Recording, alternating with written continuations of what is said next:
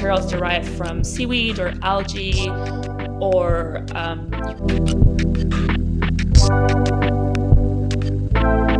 Hey. Hi. Hello. Hi. But yeah, hello, Guada. Welcome to Slow Fashion Forward. We're very happy Thank to have you. you here. How are you doing today? I'm great. Thank you. I'm really happy to be here. Very excited to be your guest and to talk about materials together. Yeah, it's very exciting. I mean, we also now hung out for a little bit beforehand, so I think we warmed up and we've been trying to, as per usual, sort out the technicalities. As our listeners know, it's a daily matter for me and Sandra.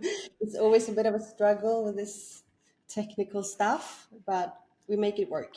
We We made make it it work, so work. it's okay. But to not lose any more time, I guess we can just go straight into it and please introduce yourself. Yes, of course. So, hi, my name is Guoda Treciokaite. I'm originally from Lithuania, although I've grown up all over Europe. So, I lived in Luxembourg and Ireland, and now I live in Berlin.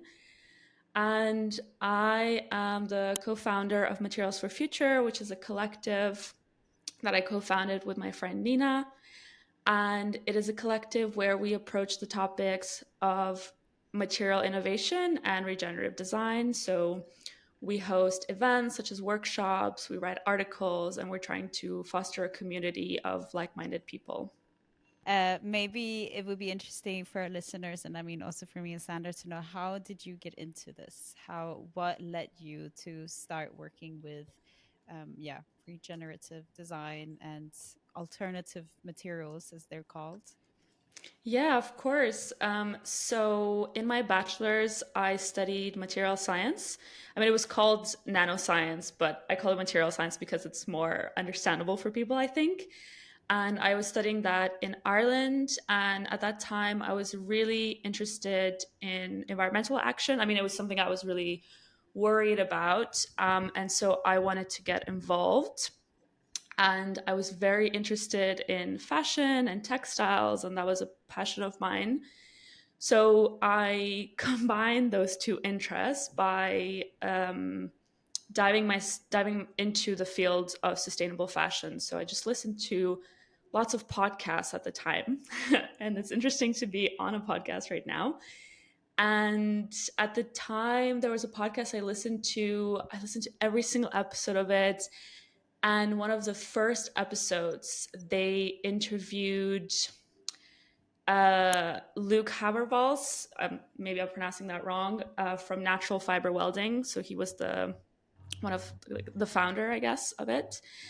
And he said that, to revolutionize sustainable fashion, we need to combine science and textiles together. And I thought that was so brilliant and so interesting. So I tried to understand how I can get into that. And when I finished my bachelor's, I moved to Berlin and I did an internship at an institution called Art Laboratory Berlin that still exists today and does amazing work. And that's where I learned about bio art and biodesign. And that's where I met a lot of artists and scientists who work at the intersection of art, design, and science. And Mhm. yeah, I think that was my first intro into this field. Art, Interesting. design, and science. I Yeah, like the it sounds. combination of this. Yeah, I love that combination. But maybe you said it already. What year was this, and when did this like become an interest for you? Did you say that? So I was, when was this? I think it was around 2018. Okay. So seven years ago. Yeah, Yeah. that's a while And ago. yeah, it was a while ago. And then I moved to Berlin in 2019. So that's when I did this internship. And then in 2020 was when I started practicing biodesign myself. That's when I created my first biodesign project. Okay. And what project was that? So this was during COVID, right? And it was right after I did my internship. So I knew of these like basic materials that I could work with to so I mean, okay, so let me introduce basically I knew that you could grow materials out of mushrooms, for example, or bacterial cellulose, or I knew some other techniques as well. And because it was COVID, I thought, okay, what is the easiest way for me to grow a biomaterial at home? And I realized that this was with kombucha. So my first project was creating a face mask, like a protective face mask, because we were all wearing them at the time, from this kombucha waste material, which is a cellulose. It's a bacterial cellulose. And yeah, it was something I was inspired by other designers who had done similar things. So yeah, that was the first thing I did. And then I exhibited that. I remember I did a virtual exhibition at Dutch Design Week at the time. So yeah, it was pretty exciting. That That's so sounds interesting with the kombucha. I'm actually doing a kombucha at the moment, so I would love to speak with you afterwards how to do this face mask. That sounds great. Yeah, definitely. That's so cool. I didn't know that. I mean, that would also be such a nice idea because, Sandra, as you know, we met before and we talked a bit about the future and potential collaborations and stuff. And so maybe that could be an Yes. interesting workshop to also do Yeah. with kombucha. And I mean, kombucha in general is such an interesting thing because you basically made leather from it, right? If I'm not mistaken. Yeah, I mean, it was an alternative to leather. That's what I was aiming to do, or an alternative maybe to plastic more, like PU, polyurethane, which is what vegan leather would be made out of. That was my goal. So this protective face mask project that I exhibited transitioned into my next project, which was called Kombutex. Mm. And that is where I designed a bag. And I made a bag basically from this material that I grew, which was like a sheet of cellulose. And that's why it was cool to work with, because you grow it and it's already a sheet and you need to dry it. And you have to, what I guess the challenge was to figure out how to treat it, what natural and bio-based and also not harmful, let's say, chemicals could I use to treat it with.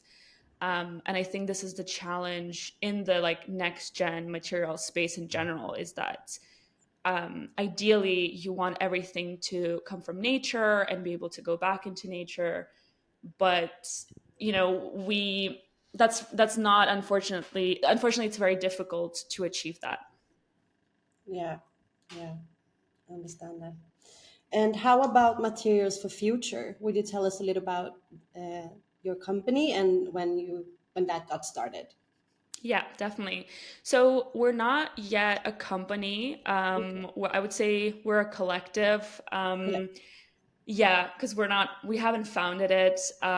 But so Nina and I created Materials for Future, I would say 2 years ago. So this was in 2023. And the way we met was, I think, really cool. So Nina reached out to me on LinkedIn, actually, which is funny because I was at the time studying a master's degree that she was considering, because we both have a similar background. She also studied material science. And yeah, she reached out to me, and I remember we went for coffee, and it was so great to meet her because I was looking for like-minded people, who were interested in sustainable materials and things like that. And yeah, we just had this coffee date, and it was really, yeah, I don't know, it was very inspiring because we both had similar goals. I think we were both feeling quite lonely in our niche interest. And so afterwards, Nina, I think she moved to Sweden shortly after, and we kept talking online. And then I basically wanted to move away from my Computex project, which was very like material focused, very, like research focused. I wanted to move into something more people focused. And I said this to Nina, and we came up with this idea of creating a platform. And I know that platforms are, so common, like everyone has a platform. But for us, it was really a way to create a community. So to invite people along on this journey, to find other interested, yeah, friends, hopefully in the future. And yeah, it started by we started to by creating an Instagram channel, and started posting there. And we wanted to actually also do a podcast, same as you, but it somehow didn't take off. I think we just, I don't know, maybe didn't commit to it fully. But then Nina created a micro documentary. So she interviewed an artist who was doing biodesign, and she made this video from the interview and the footage of the artist working with her product materials. And we shared that on our Instagram, and that somehow triggered something in me as well, where I realized, okay, I actually want to interview other designers, other companies who are also in this space and share their work. um, and yeah, that's kind of how it started. So Great. just to understand, you guys met originally then in Berlin, or Yes, yeah. yes. So I was already living here, and she was spending some time here, living here Okay. for a bit. Yeah. Okay, crazy. And then you guys also then kind of decided that you wanted to stay within this intersection of art, design, and science, or Yes. So because we're both very interested in sustainable materials, let's say, which is very broad.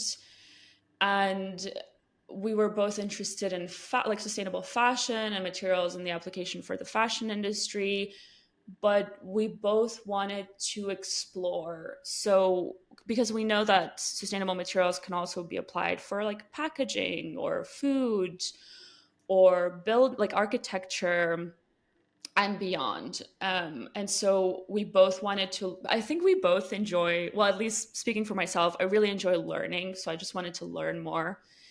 And so, yeah, like the materials part is what was our connecting point, I would say.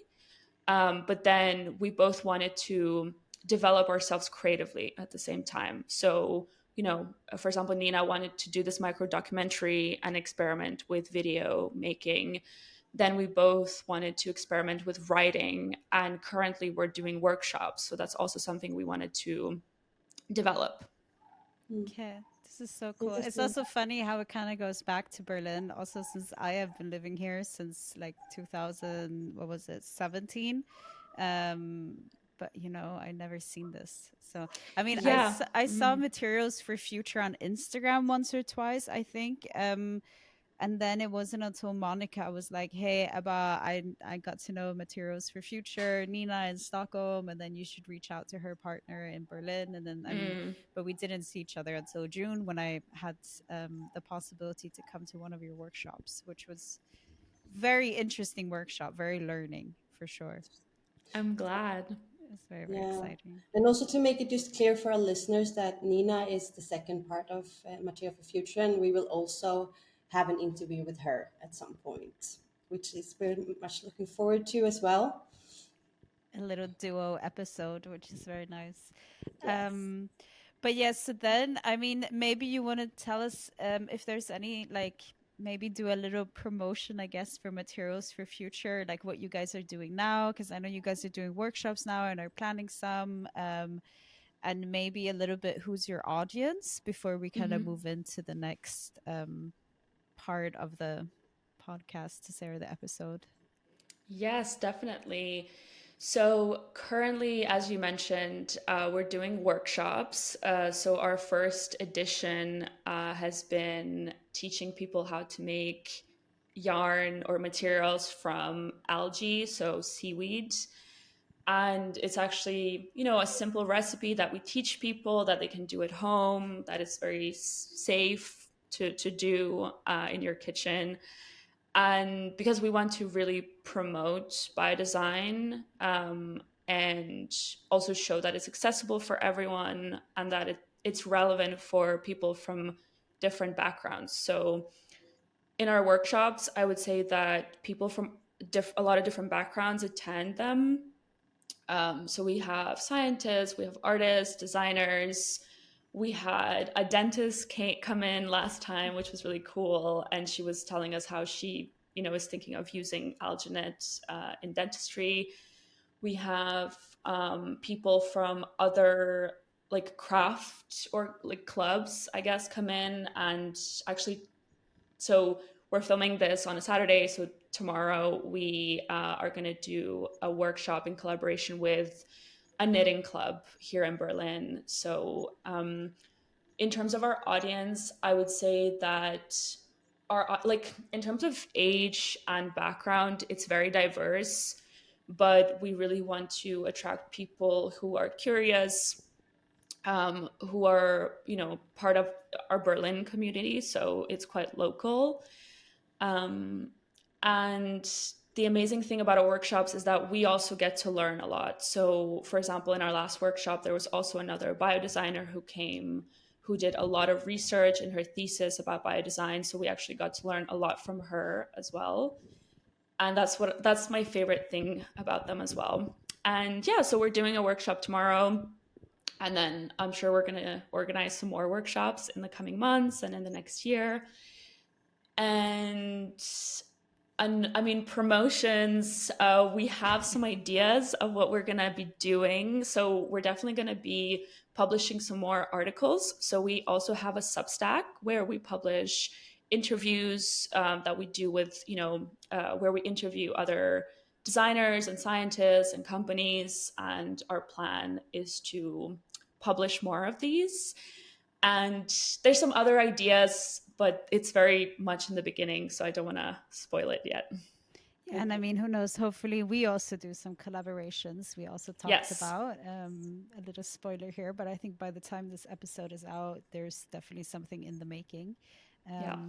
But yeah, so Hope make so. sure to check out Materials for Future on, you said Instagram, we know, and then on LinkedIn and Substack as and well. Substack. Yeah, exactly. Yeah. That's good. That's very, yeah, it's very interesting stuff you guys are doing for sure. Also very like educational Very. material and content. That's nice to see. All right. Very motivating to say that other people are also nerdy about the future and what will come in the future to say. Yeah. Yeah.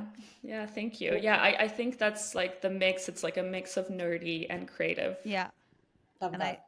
this is what we like, or I do Love at nerdy, least, but I nerdy think people. Sandra's Yeah. the same. And buying her books, Yeah. for Yeah. example. And our books.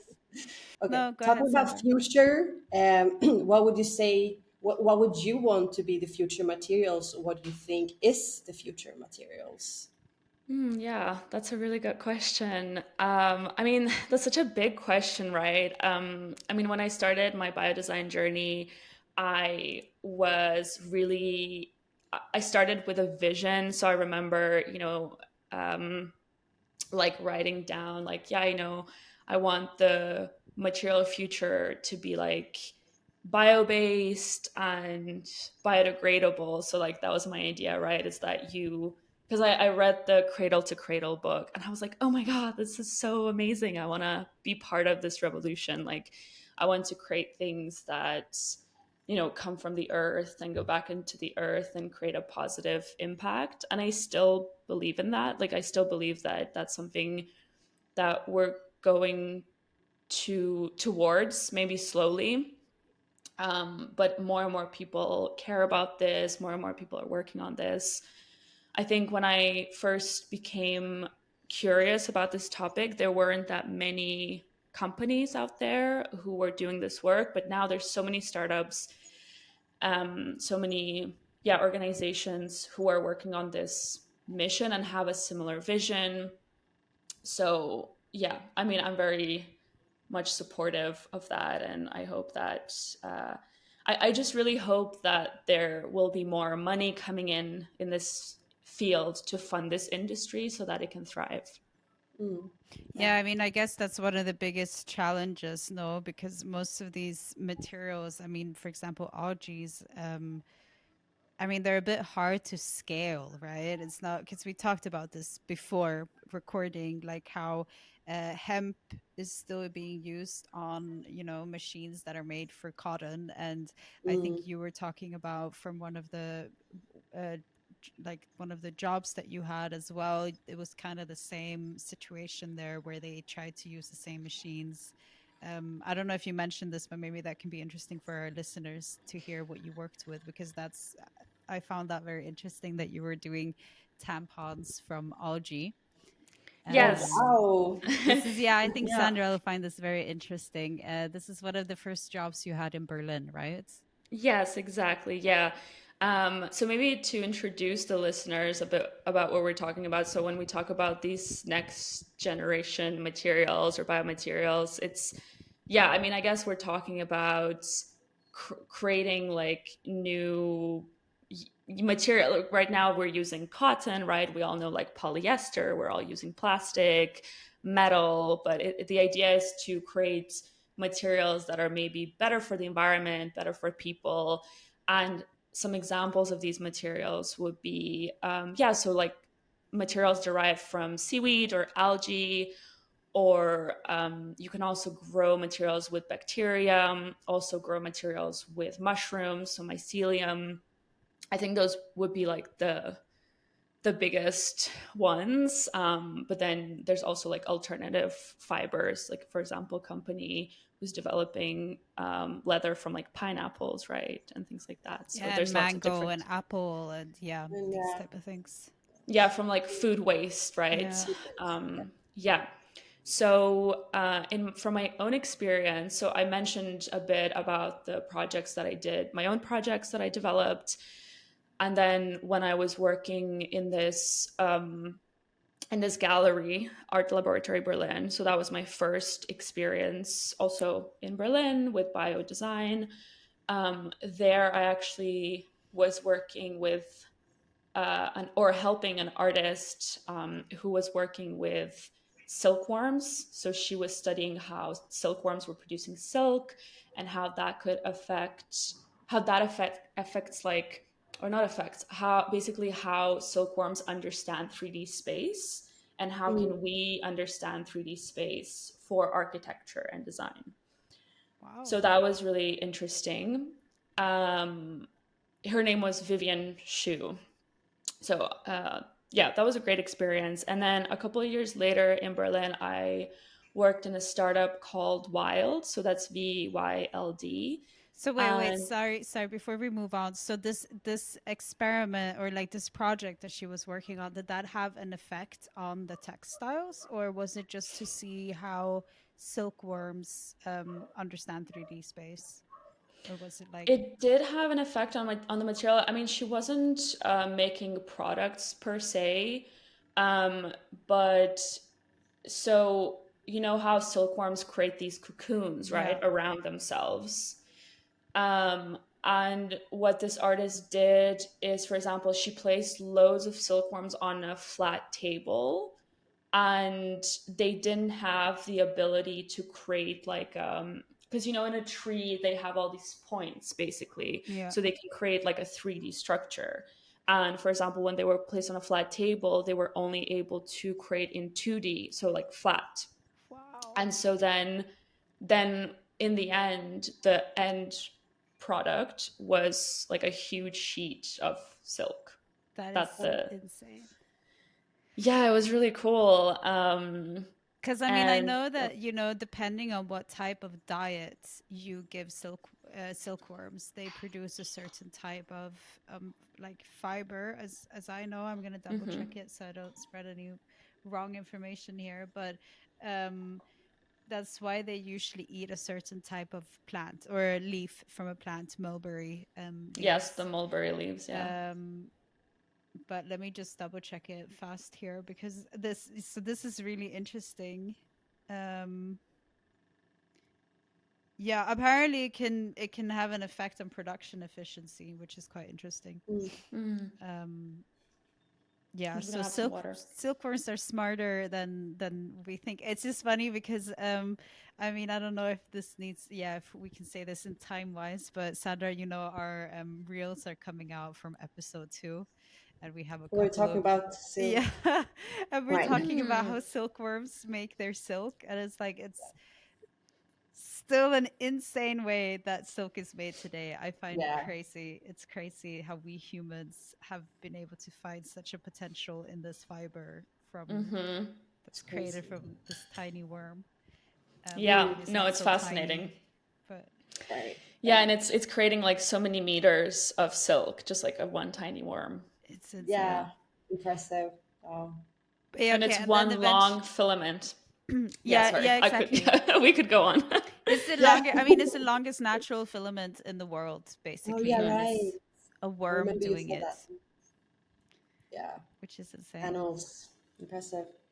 But yeah, okay, and then eventually you somehow then got in contact with Wild, this startup, in Yeah, Berlin. so I mean, this wasn't like immediate. I had other jobs in between, in other fields. But then yes, because I mean, because I have a background in material science, so I contacted the startup, and yeah, I had the chance to work with them as their R&D, so our research and development scientist, and see how they're making yeah, their amazing product, which is basically tampons. And I know now they're also moving on to other products, but tampons made from seaweed fibers. So it was really cool to see that and understand how it's made and look into the chemistry of it, and also the environmental impacts of that, and how I guess the really cool thing about that product was that the goal, or like the reason behind working with seaweed or algae, was of course like the fact that it's better for the environment because algae sequesters carbon, right? It like absorbs carbon from the atmosphere, similar to trees, but grows much faster than trees. And there's like a list of reasons why it's really good environmentally, but also the goal was to create products that perform better and are actually healthier for people. So yeah, it was a very impact focused work, which was really great. Yeah, and they're still doing work now. They're based in Berlin. Yeah, okay, but then I mean, then let's just move on then to, I guess, sustainability and future, which Sandra already asking questions, because I think that's would be the most interesting also to hear what your perspective is. Mm-hmm. Sandra, do Yeah. you have anything? No, I mean, as we talked about, where I asked about possible future materials, what you believe or what you want, I think you more or less answered that question. Um, we will also like to know if you think of one of these materials might be scaled up. Mm-hmm. Yeah. Yes, that's a really good question as well. So this is my own experience. Perhaps people who are working, in these companies right now might have more accurate responses to this. But my personal experience was that in order to scale up these biomaterials, let's say this bacterial cellulose that I was trying to grow from kombucha, uh, I needed a lot of capital to do that. So because it's I don't know if there is an easy way to take the bacterial cellulose and plug it into the existing production systems, because I mean, of course, there's the kombucha factories who make kombucha, and you could partner up with them, and you could, take the bacterial cellulose as waste. But from what I learned was that, the conditions to make good and tasty kombucha might be different from making strong bacterial cellulose that is suitable to make like an alternative to leather or plastic. So I think that was the biggest challenge that I saw, is basically when it comes to these next gen materials, is that you need a lot of money up front to build your spaces, build your machines, maybe build factories. And from my understanding, this is what people in this industry are maybe challenged with. Mm, And currently, from what I'm seeing, is that some of the big players in this field have actually closed down their business quite recently. Mm, And that's very sad, because they're huge innovators and visionaries and are their goal is to really make a positive impact on the world. But we'll see how it goes. I'm hoping that things will change in the future, and hopefully it will be easier again for these companies to grow. Yeah, I mean, we're unfortunately really seeing a pattern of this, how everyone was so hopeful for the whole developments with sustainability and new companies coming. And then I feel the pandemic came, and then all of a sudden, now, I mean, especially in Europe, it's a lot of focus on military. Mm. Which is also somehow an understandable priority. I won't speak too much politically, but it's just sad to see how the focus has shifted from not putting too much energy or money into helping these companies that long term can have a positive impact on Yeah. Yeah. us humans and our nature. Mm. Yeah, no, that's It's true. And I guess in the biomaterial space, for example, there are so many talented and motivated designers or scientists who want to work in this space. But I think it's sometimes difficult to understand how you can develop that into, a lucrative business or a lucrative practice, or a sustainable practice, Mm. because yeah, as you said, maybe that's not exactly where the funding is going right now. But I might be wrong, and there might be opportunities out there that I don't know of. I mean, we never know what the future holds, I Yeah. guess. Yeah. But is there any specific material then that I mean, we have a couple of questions here, Sandra, I'm putting together into one, but like from your experience of creating your own fibers in a way and doing your own fibers, is there any material, and also your interest in in the field and topic, is there any material that you see a big potential in the next 10, 15, 20 years, and something that you hope will happen or Yeah, hope that's a will good be question. developed? Yeah, that's a good question. I mean, all the materials that I've worked with, I see all of them being put on the market already, maybe on a small scale, but they already exist. So, for example, if we look at the fashion industry, we have seen already mycelium leather, Mm-hmm. products being created with it. Same with bacterial cellulose. There's a company who produces leather from bacterial cellulose and seems to be growing. And then same with algae fibers, so fibers developed from seaweed. So, for example,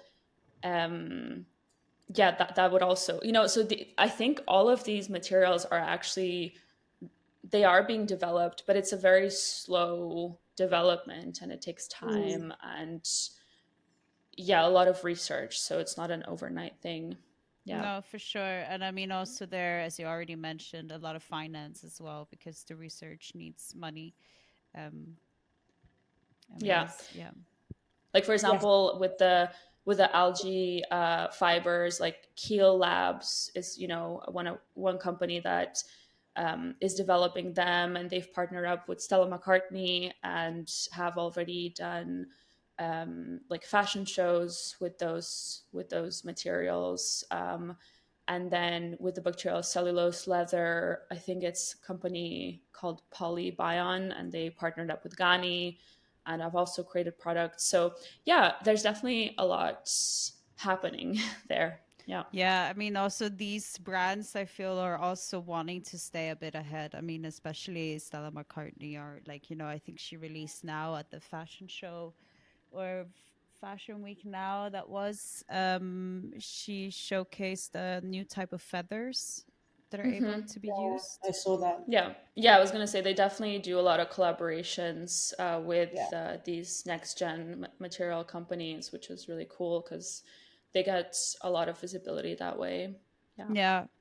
Yeah, I mean, Yeah. that's almost the only way to also get on the runways as well, I can imagine, considering how, yeah, I don't want to say conservative, but in a way conservative, the fashion industry is. You know, they don't want to take too big risks, I can imagine, with producing Mm-hmm. something that then the customer is not too happy with, or so. Mm.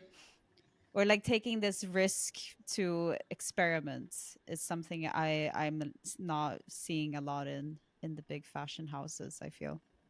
Yeah. I think I mean, from my understanding, these a lot of these materials, they're also expensive to make because they're so new, and because I mean, you can't make them in big batches Yeah. yet. They're so experimental, and it costs a lot to make them. So I can imagine that maybe it's not I'm not, I don't know the data, but I can imagine that it's maybe not profitable yet to use these type of materials, or not profitable enough. Yeah. Yeah, no, that's definitely also a factor, yeah, to count in. Um, is there, as a finishing question to what I started asking, and then Sandra, I don't know if you have more questions here, but is there one material that you have been working with that you, or one material that you've seen that you just don't think will work, or that doesn't work, even though you hoped that it would? Um, that's a good question. I mean, I don't want to say that it's not going to work, because it all depends on like the breakthroughs in research. And yeah, I think there can be lots of possibilities. But personally, from my own experience, when I was working with bacterial cellulose, that was the most challenging, I because you need, well, actually, I think it's the same with mycelium. You really need to understand, like, have good conditions. So you need to grow it in a biolab. You need to make sure that it doesn't, with bacterial cellulose, you need to make sure that it doesn't get moldy. Especially when you first start experimenting, you really need to, understand the biology behind it and how it works, and have experts on the team to help you grow it and maintain it and increase the performance of it. So I think those are the important aspects when you're growing these materials. I don't really see any materials that are not going to work per se. I think it takes a lot of expertise and trial and error and research to get to a point where they can perform well. Right. Yeah. And how long do you think, like, just out of curiosity, because obviously, like, you have way more experience and knowledge than I do, and probably also Sandra within this, like the next generation materials. But what do you think, like, how long do you think it's going to take before this becomes the norm to say, and not polyester and cotton? That's I such mean, a it's a good very hard question. question to answer, but I'm just curious to see from your own interest what you think the time frame might be for the next gen materials. um I mean, with the current economic state of the world, I don't see it happening, in the next 5 years, perhaps. Maybe it's not gonna scale up very much, but who knows what's going to happen after that. So my hope is that in the next 30 years, or like in 30 years, we will see more of this, and it will be incorporated. And maybe some materials will be incorporated earlier, as I mentioned, some of the companies are already putting out these materials, and working with, for example, fashion brands. But we only talked about the fashion industry here because of the topic of this podcast. But of course, these materials can also be used in other industries.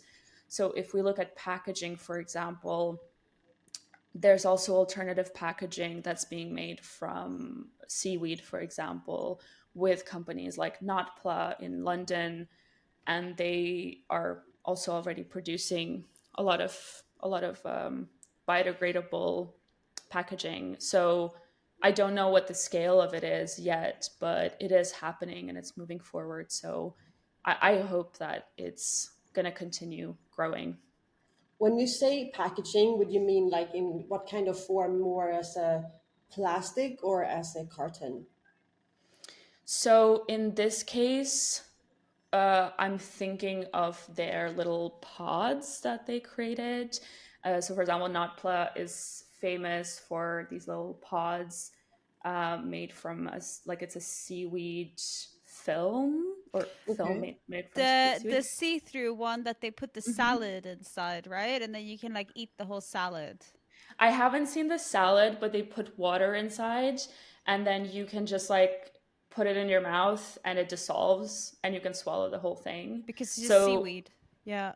yeah, so if I remember correctly, they distributed them at the London Marathon. So people, when they were running, they were just able to like put it in their mouths instead of, using plastic bottles and then throw it, like, because that creates more waste. Okay. And it will still be durable, for example? Like it holds? So in this case, I don't know how long it would hold there, but my guess would be that as long as it's not exposed to, conditions that would like degrade the packaging, Right. it would be okay. But I would say that the edible ones, they're not made to last. They're made to be, ingested, I guess, like similar as like food. Mm. But don't quote me on the science of it because I'm not an expert in the packaging that they produce. But But I this would, is yeah. But different because I also know mycelium is also becoming quite big. Hmm. Basically, you can make forms, the mycelium grows, and then you don't have to have all of this paper packaging. You basically just have right. mycelium, which is Yes, also very exactly. interesting. Yeah, I mean, I'm just throwing out names there, of innovators that are working on these different materials and products. And I think listeners should check it out if they're interested. For sure. No, we're going to link everything for sure. And also, hopefully, a couple of Instagram or TikTok or a Yeah. little bit of content somewhere. Maybe we also will start with Substack. Who knows, Sandra? Yeah. Another platform for us to join. Actually, yes. Why not? Um, But but I moving mean, we're forward, yeah. oh, Sorry, sorry Sandra. about no. Go So we're ahead. moving forward to some closing thoughts. Do you have? Yeah, Yeah. I was just gonna say we're coming to the end of the episode. It's been super interesting to hear all of this insights. Also so nice to like. I mean, we can cut this out, but like, nice to be back, right, Sandra, and like talk Hmm. about So nice to stuff be back in and fashion. get like suck in some new information and get inspired of being in this industry. Same. I felt as the complete whole afternoon of hanging out with you, Goda. It's been really, really nice. Oh, that's so nice. Yeah, me too. I feel the same way. It's so important to like surround ourselves with like-minded people, right? Yeah, I'm Yeah. actually excited for the new year and all the new projects that are gonna come. It's gonna Yeah. be nice. So excited. Um, but yeah, I would really love to know. We have three smaller questions. Let's see if how small they are. But I mean, how we already talked a bit about this before we went live. But like, your motivation, because I mean, as you said, you don't see many. You said before, for example. I mean, we don't really have time to touch that a lot, but this idea of going from nature back to nature doesn't really exist. I mean, this is actually something I would love to actually hear what you think about. But how the actual question I wanted to ask is, how do you keep your motivation there? As we talked a little bit, because Mm. it's going to take time for these materials to come out there. Like, how do you find motivation to continue doing this? Mm. Um, Knowing that the finances are not there, the industry is still young. Yeah, also I guess along with materials for future.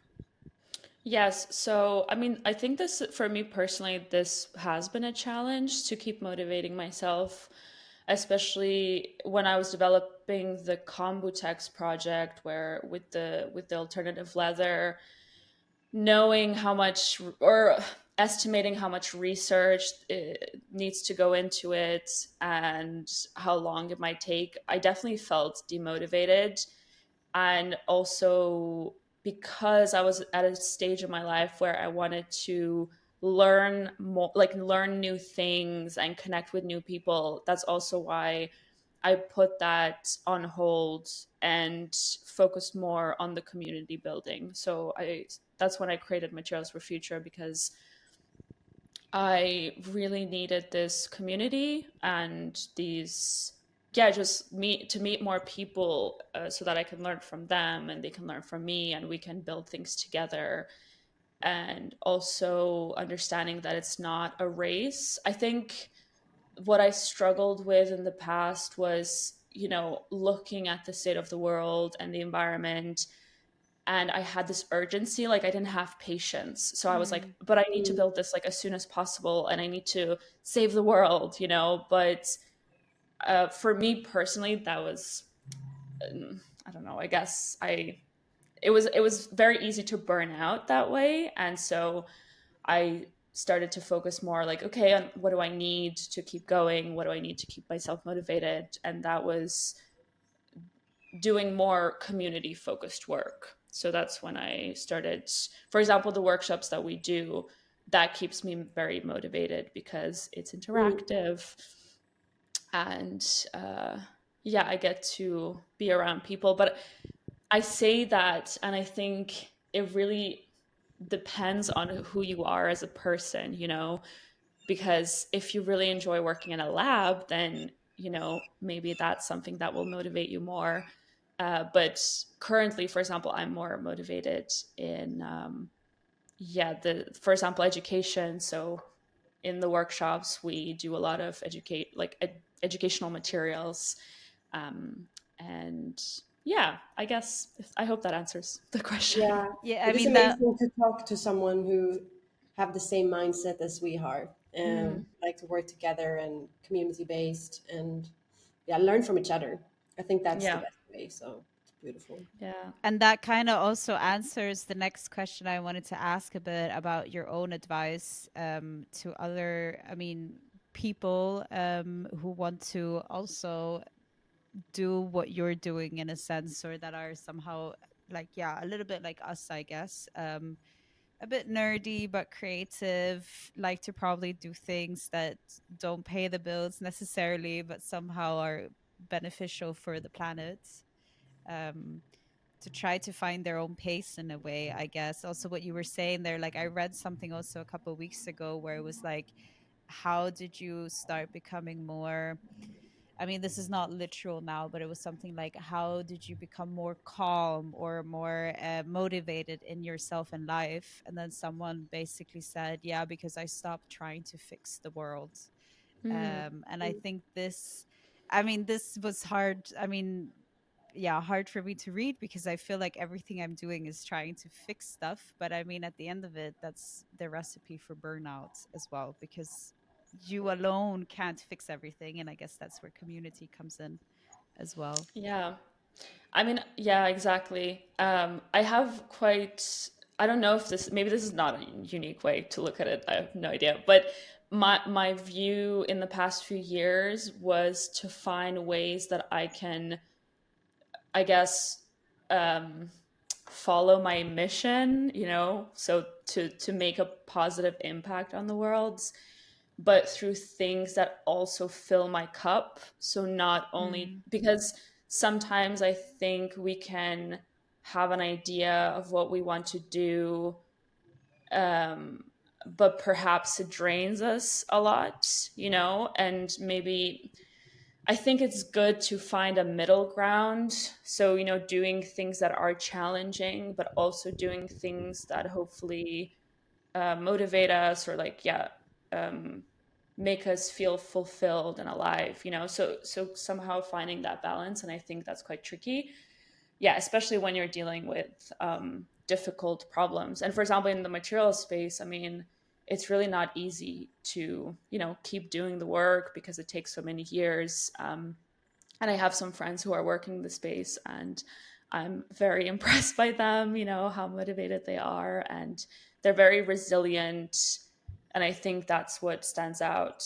But yeah, I think we all have our own strengths, and maybe that's also like important to figure out what your strengths are and how you can contribute. And yeah, finding your people, I think, is very helpful. Yeah. Yeah, definitely. And then I Thank have you. to ask, I'm sorry, we're so over time, but I just have to ask because I forgot.